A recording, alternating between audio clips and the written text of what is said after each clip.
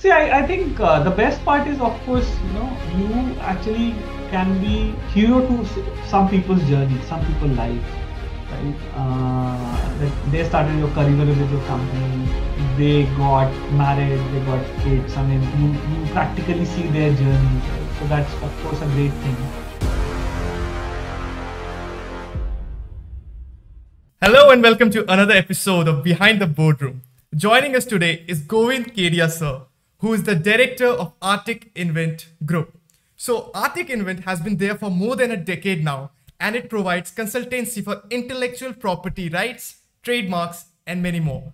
So welcome, sir. Welcome to the episode of Behind the Boardroom. How are you feeling today? Thanks, Desh. I'm feeling great, and thank you for your kind introduction. And looking forward to have our chat, and looking forward to tell you more about Arctic Invent and my journey. So, since you have said the question itself, let's start. So, please introduce yourself and tell us something about Arctic Invent. So, as in India, everything start after engineering. I also ventured into very less explored IP as a career when I was starting in 2006-7, and I was fortunate to be going in Germany for a summer school, and where I got to know about bit about IP, and then I decided, okay, let me try something on a new kind of career, because that time it was Infosys and TCS, coming in college, taking like a mass recruiters and so on and so forth. So I kind of took an unconventional choice of career. And then I was fortunate to be part of one of the UK's leading 40-year-old IP services firm called CPA Global. And I worked there for 5, 6 years, and I was fortunate to be in teams where I was supporting multinationals. I was supporting forward-looking IP strategies, and I learned a lot in that tenure. So, let me add something which Sir didn't add. Like, Arctic Invent, along with all their parent companies and other branches, are clocking a revenue of more than £7 million today. So that's one of the things which I'm very shocked, and not shocked because you have worked a lot for this. But there's one question, like when you were back in London, you were having a very good job in one of the oldest and one of the leading companies there. So how was the decision that came to your mind? Like, okay, now let's leave this job and start something of our own, because that decision takes a lot of guts. So how did that happen? So I was not in London. I was in Delhi, in Noida. Actually, it was a UK firm, but they had this. So I was in UK, not in UK, but yeah, serving UK client.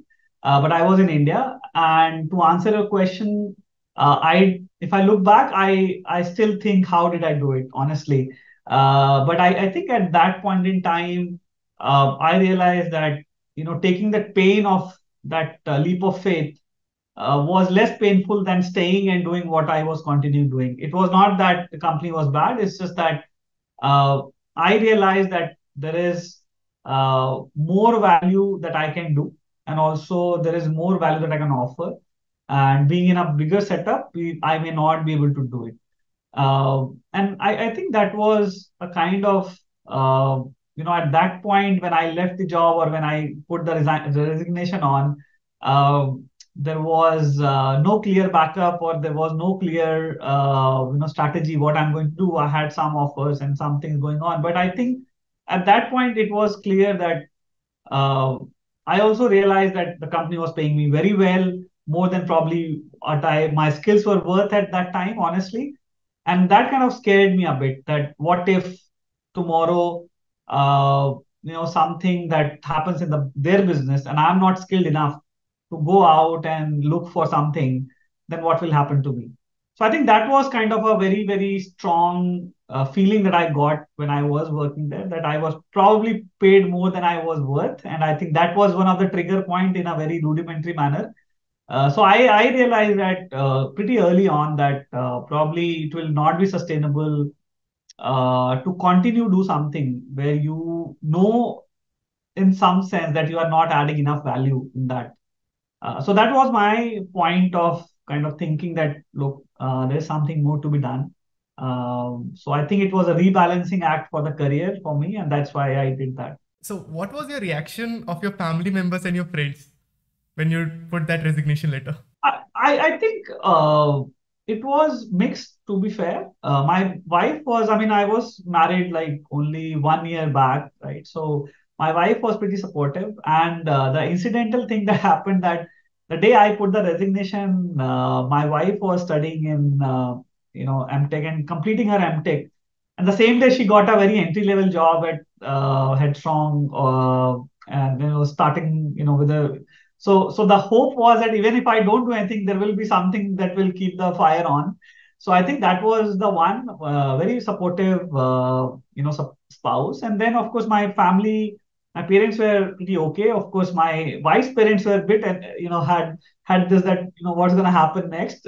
We found a guy who had a stable job, what he's doing now. But I think pretty much because I was young at that point, that it kind of people said that yeah, it's okay to try it out. And coming from a very kind of traditional Marwadi background, and parents being in business, although I never intended to be in a business, and I always aspired to do a service, looking at my parents' hard work. But I think there was something that they also supported, looking at the history of the families and so and so forth.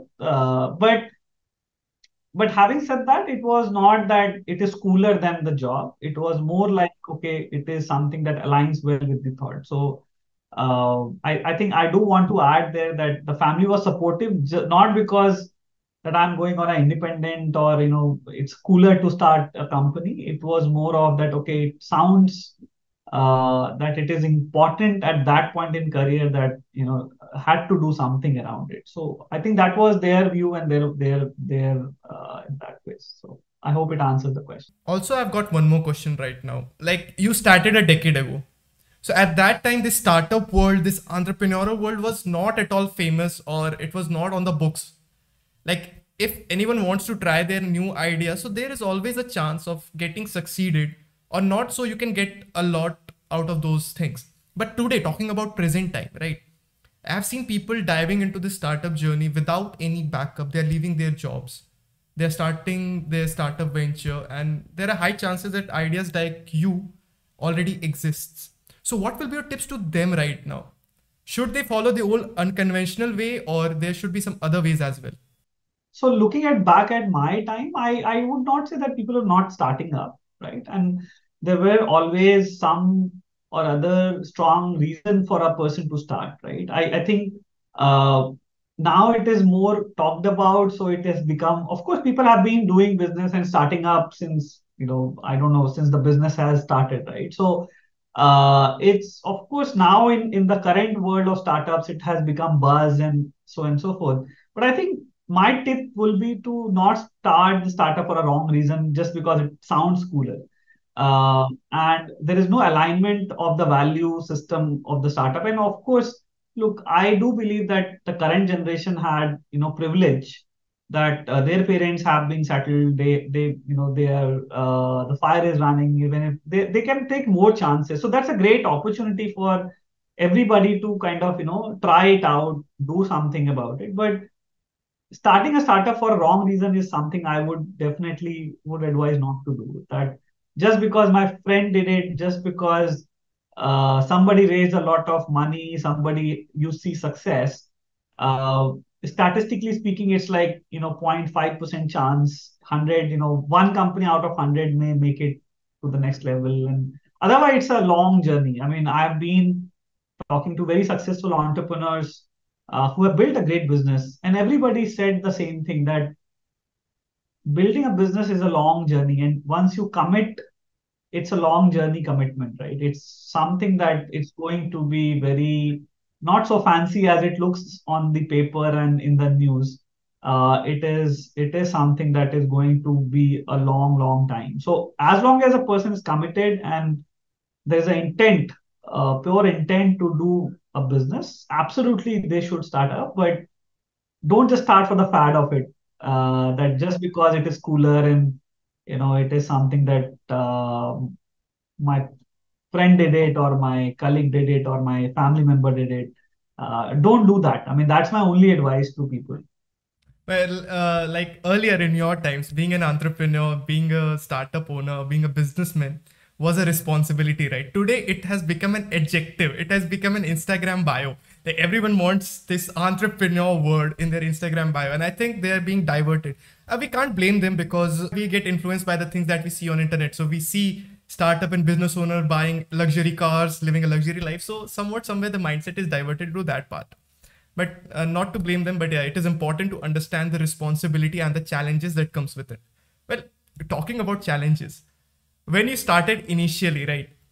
What was the biggest challenge that you faced at that time? So I think, look, in the entrepreneur's life, there are many challenges, right? I mean, a lot of times, one of my, coach and one of my gurus says this, and he's pretty famous, is that people say that job is a rat race, entrepreneurship is cool, but if job is a rat race, then the entrepreneurship is a cockroach race. Yeah. Right? It's something that you have to be resilient to be, and you will be squished, you will be thrown away, you will be sprayed with chemicals, it's like that. If the rat race is sound bad, then think about cockroach race, and entrepreneurship is a cockroach race, I can tell you that for sure. Because it's something that will take its time, that will be challenging as well. So that's one of the great insights. Talking about Arctic Invent or this intellectual property rights, like suppose I'm a entrepreneur and I'm a startup owner. So at that time, we are so much focused on this business. Let's dive into the technical part. Let's dive into the market, how to do that. But during that process, we ignore this intellectual property thing. So when do you think is the right time to take actions, and what should be the process? See, I think there is this answer depends on what technology and what are the business that person is doing, right? Of course, the way I put IP and the what we do is it's also like an insurance business, right? When do you insure your life? When the life is of any worth, right? When do you spend and start paying premiums? When you believe that it's going to be the next big thing, right? When you believe that, okay, this is very, very important. It's very important to protect that something you have built, right? So my recommendation to entrepreneurs or to people starting up, especially, or is to make sure that as soon as they start seeing some value created, be it technology, be it brand, be it any design, be it any artistic work that they have created, which has value. Right? IP is a means to protect and ensure it, and also generate some value as a monetizable asset. So if somebody is investing in the startup, they look at the IP and say, looks like that it's a investable business because there's an IP around it, right? And IP may not necessarily be in the patents and trademarks. Of course, there are a lot of IP elements to it. Of course, corporate MSMEs go for the IP because they already have established business to protect it. So, to answer a question depends at what stage of the business and what stage of the product development they have. So I've got two questions here right now after listening to your answer. The very first question that I'm going to ask now, there must be a lot of misconceptions about this IP security and everything. You must have been facing it on your daily life. So what is that one big misconception that you found among founders and the people that come to you? And let's break those misconceptions now. So I think there are many misconceptions, but one of the big thing that I realized was, cheaper, it's better. I don't want to spend a lot of money and time and effort, and it's just a paperwork that I need to push through, right? I think that's the biggest misconception that I want to talk about. Although there are many, it could be even saying that it's not really required at me but that I've covered already. But I think putting the enough value on IP is something that I believe is the biggest misconception. That uh, if if I'm finding something and probably at 100 rupees, and I know the value is of 1,000 rupees, we'll tend to go for the 100 rupee value or the offer. It's with us like humans, and probably more prevalent in Indian, the way we have been grown up in, including we making the same mistakes in some other areas of our lives, right?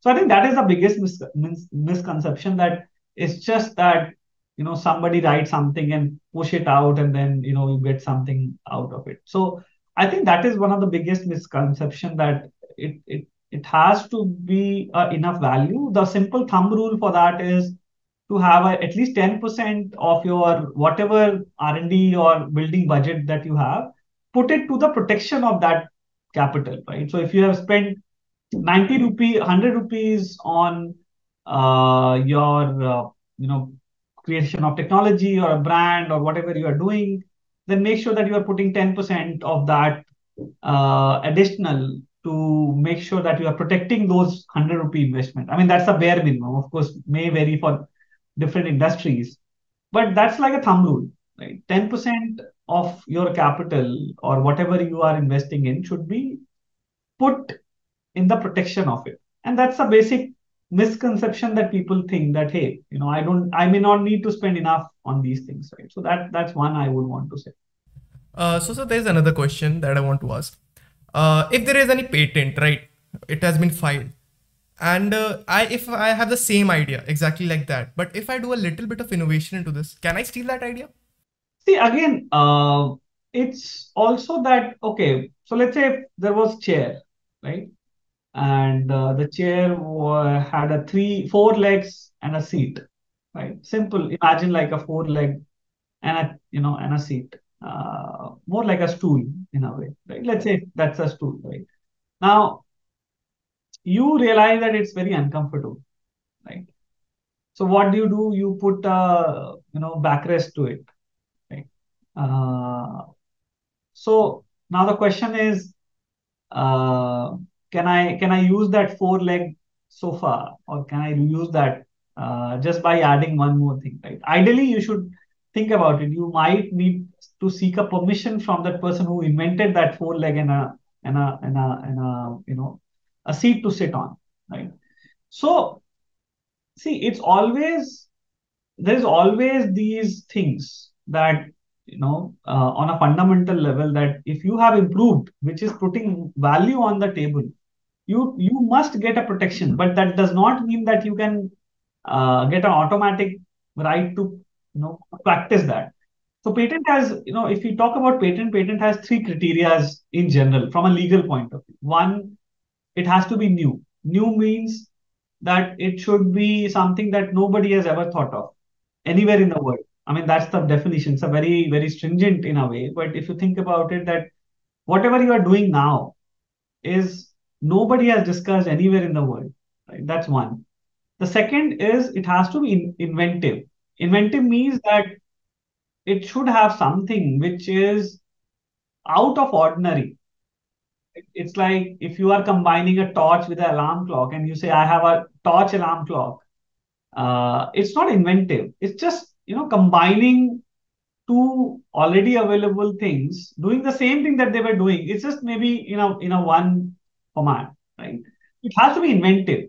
It has to have some value, that it was very ingenious to do that way, whatever you are doing, right?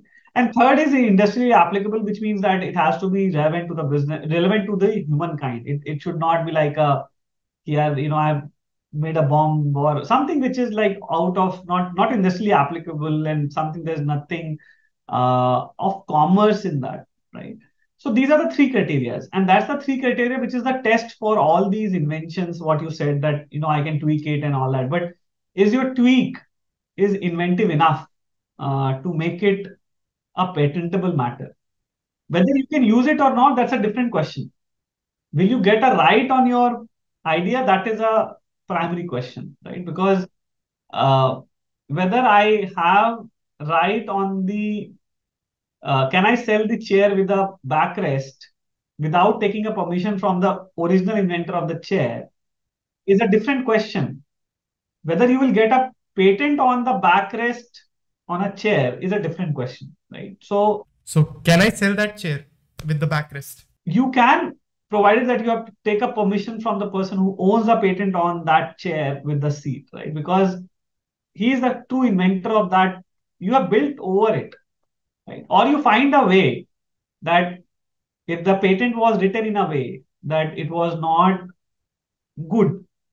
For example, when the patent was written, it was written that the four leg could be of wood, or the leg contains wood, and you create a leg which is of metal, right? So then you bypass that, but then it is the skill of the drafter or the person who has written that patent that how they have covered that interest of that person, right? So that is where the legality comes in. That is where the whole, innovation also comes in the legal in that ways. But ideally, see the whole why this patent as a concept exists.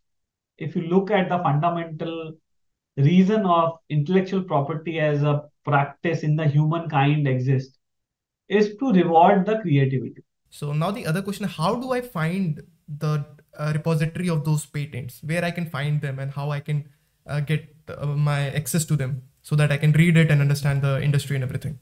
Nowadays information access is pretty abundant, right? I mean, there are Google patents, which has exclusively cover Google, all the patents in most of the countries so you can, there's a special URL for Google patents. Go out and do that. Then there are some open source databases like Patent Lens is there. Then there is a European Patent Office website is there. Then the US Patent Office. Almost all the economies, the good economies have their own set of patent database where you can go and search via using keywords and so on and so forth. Then if you want more advanced version and want more curation, want more data around the insights on these data, then there are third party paid databases like Patseer and a couple of others which basically charges you some money and they give you the access in one place. You can query it. There is a lot of AI around, how you search that information and so on and so forth, right? So there are information is plentifully available. I think one thing that I do want to tell anybody who is interested to explore and tinker around some ideas, patent should be the first source where you should try and find out what has been done, what people have already tried and done. And patent is not a reflection of the market. Sometimes great innovation do not see a light of the market. Sometimes bad innovations are still in the market. So while there is, and always patents are ahead of the market because patents are filed as soon as you conceptualize your things and all that. But the commercialization happens 2 3 years later, right? So a lot of big companies actually use patent as a crystal ball to see what's gonna come next. I mean, I'm sure you must have seen all these articles around different places. Apple have filed patent on these topics and these foldable Apple iPhone. There's a Thar, electric Thar design has been filed and so on and so forth. So of course, patent is like a crystal ball for that innovation which is going to come in the next few years. So there's like a plenty available, and it's just a matter of putting an effort to find that. Amazing, sir. So that will really help. And yeah, there's one more personal question that I want to ask. Like, if an idea is patent into some another country, it's patent to some another country, and I want to do it in India also. So do I have to take the consent of the owner? No, I think very, very important and interesting question. That very big misconception also that patents are territorial in nature, which means that if you have a patent in India, then you only own the right to stop others in India only. Uh, in India only. You don't have right to stop somebody in Nepal or Bangladesh or US, Europe, anybody, anywhere. So it's perfectly okay to find a patent in US which has not filed in India, practice it here. There's no problem. As long as that person is not having any right in India on that patent, it's absolutely okay for you to take it, practice it. They can't stop you. Right? That's the whole reason of having multiple countries and patents and so on and so forth. Right? There is nothing called as global patent. I mean, there are means and ways to extend the timelines, but you have to file in each and every country in a different manner to be able to have those rights in those countries. So your answer your question, if there is an idea or a patent protected in a different country and they do not have any parallel patent in India for the same idea, you are free to use it without any problem, without any permission. You can definitely use it. So that's really insightful. Actually, I don't think so. Like, most of the people know about this fact. Like, if a patent is filed into some another country or even in Bangladesh or Nepal, you can just practice it in India and no one's going to question you. So that's one of the really great things that we got to know here. And practice is a bit broad. It's not only about selling, it's also about producing. So, for example, let's say if the patent is, it's also about importing, and so any commerce in that way, right? So if you say that, okay, US has a patent, India may I'll produce, but then I'll export it to US, you can't do that because then there is a protection of patent there, right? So I think that is how we have to look at. So that's really insightful, sir. Personally, I got to know about this because there was one idea that I was chasing for a really long time. But this patent thing was inside my head. So I asked this question from my perspective. And the answer that I got, I can assure you that 99% of the people who are watching this will not know about this fact. So, sir, actually, we are living in this artificial intelligence generation right now. And talking about your company, Arctic Invent, it's an IP consultancy firm. So, do you have any plans to integrate it with artificial intelligence since all the other companies are doing it? So, do you have any plans of integrating artificial intelligence? Sure, if you think about it, Arctic Invent itself is AI, right? Arctic Invent AI, right? So, but having said that, look, I think it's gonna change the way everybody does the business. And of course, we have plans like everybody else, and we have also started some execution around it. Um, so to answer your question, yes, absolutely. It's gonna happen. In few years' time, it's gonna change the lives of a lot of businesses, a lot of faces. The simple thing I learned and I heard somebody saying, and I think it was Andrew Ng or somebody very, very famous who said that in the next 10 years only there will be two kinds of business. One who embrace AI and the second who will be dead. So I think we don't want to be in the second category. So of course, like everybody, we are also doing our best to catch up with this, but the technology is changing so fast um, that the time will only help. The only thing that you can do, which is in your control, is to take action, be mindful of technology change, look at opportunities in the business where you can actually improve and integrate. So with that said, we are going to start our rapid fire round right now, where I'll be asking you 4 or 5 quick questions and you have to answer it in a rapid fire way. So, very first question. How do you de-stress yourself and what are the ways you get stress out of you? I simply Netflix and chill, and that's the way to de-stress, and then also spend time with my family and also travel and take regular breaks. That's the way I de-stress usually. Your favorite movie series, whatever, what genre you like to watch? I think I kind of mixed sometimes documentaries or the information documentary which is on Netflix. I like sci-fi. I also like Marvel series. So I do like animation a lot. I do feel that I have probably watched most of the Disney movies, so most of the animation. So I like those kind of things personally. You have that Gen Z in you. You have that Gen Z thing in you. So that's really amazing. The third thing, you have talked about some of the unicorn startups that you have worked with. Can you name some? So see, we worked with companies like Grey Orange, companies like Blue Smart, and there were companies in the UK. There was this company called Detroit Electric. They are not no longer existing now, but they at some point raised a lot of money. Then there are likes of Supercell, the gaming company in Finland, which has again got acquired. So we worked with quite a few. Of course, can't name all of them because of confidentialities, but of course we were fortunate to work with some very, very interesting technology companies from India and from the West.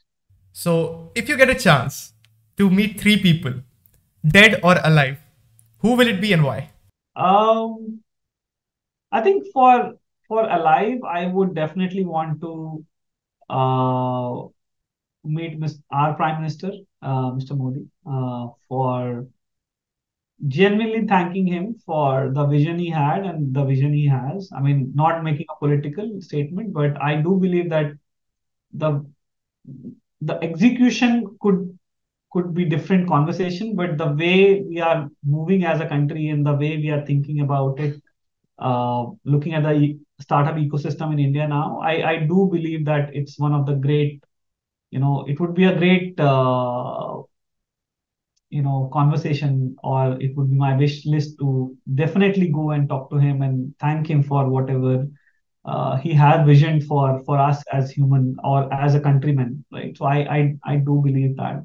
So moving on to the next rapid fire question. Where do you see yourself and your company in the next 5 years? I hope so. Surviving for sure.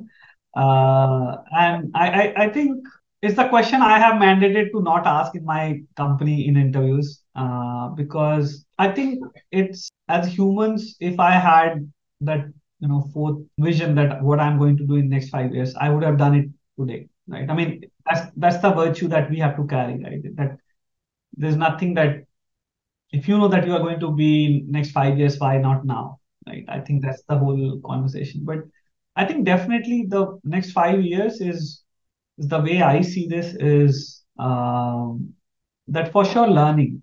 Right. I think that the way next 5 years I see myself or the company is to make sure that we as an organization, we as a company, I as an individual is learning. So another question is, let's talk about the lavish life of a founder or an entrepreneur. What is that most expensive thing you own, and which has been the most expensive trip you have been to?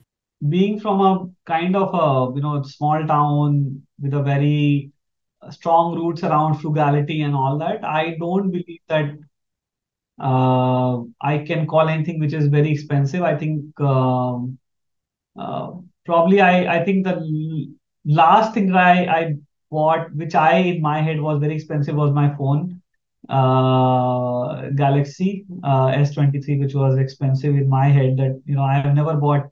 I think in last whatever years, I've never bought phone more than 25,000 rupees. I mean, that was the most expensive thing I think I purchased. But other than that, look, of course, having a house, having a home, having a car is, I'm blessed with that, of course. But I don't think that it's expensive. I think it is required to be able to have that sanity and have that peace to be able to serve the next 50, 60 people who are in the company, or 100 people or 100 clients that we have. In terms of trips, I keep traveling. At least in once in a year, I always aim to have one trip, which is like a family vacation trip. In that, my aim will always be to stay in a decent enough hotel, not in the most expensive one. I would say I'm not that kind of guy who would spend money to sleep in a hotel, 25,000 rupees, because I just don't see a value in that. I would rather spend that money on experiences. So I would say I have valued more to experiences than kind of possession. Yeah, actually, I really love the philosophy that you have just said. You go for experience rather than expenses. So that's one of the things that I personally got to know. Like, you should always opt for experiences rather than going for expensive. So the last question, last but not the least, what will be your tips to all the young people and the young startup owners and entrepreneurs out there? I think a lot of been covered already. But one tip that I would have is that when you start anything, be it job, be it entrepreneurship, be it anything, always think about three people. One for a client or a company that you are working for. That what value that you are going to put on them, what value you are going to give to them. If it is a startup idea, what's the value for the customer, or who is the end customer? What's the value for them? What's the value going to be in their lives? The second will be your team, your family, your investors. Uh, what's going to be for them? What it is going to be value for them. If it's your family, then what's the value for your family? If it's your team members or your employees, what's the value for them? If there are investors in the business, or you are planning to have the investor in the business, what is the value that you are going to give them by making this business successful? Having their values in mind. And the third thing is, what is the value for yourself? Why, what will fulfill you? What is it that is going to be the value creation for yourself, as in terms of finance, in terms of learning, in terms of quality of life. So that was it, our conversation with Govind Kedia, sir, the director of Arctic Invent. Thank you for having me. Thank you for it was also very, very interesting question. So great preparation for this, and yeah, looking forward to what you produce out of it. That's it, and see you guys in the next episode of Behind the Boardroom with other people just as awesome as Govind Kedia, sir. So see you in the next episode.